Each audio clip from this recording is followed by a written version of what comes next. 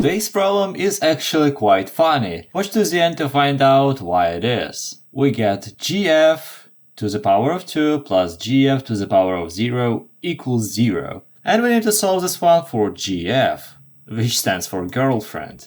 So girlfriend equals question mark. So if you know at least something about exponents, you might know that anything to the power of 0 is just 1. So let's rewrite this as 1. We get gf to the power of 2 plus 1 equals 0.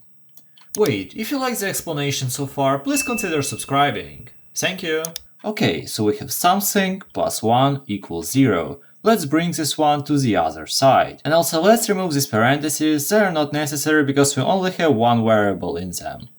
So girlfriend to the power of 2 equals minus 1. And here some of my viewers might say, wait, but can something to the power of 2, or in fact any even power, be negative? And yes, there is just one number that can be. And this number is I. So gf equals I. And if you didn't get the joke yet, I is an imaginary number, so it is not even real. I hope I lifted your mood a little bit. And if you want to see some other interesting problems, watch this video next and comment your solution. Have a nice day!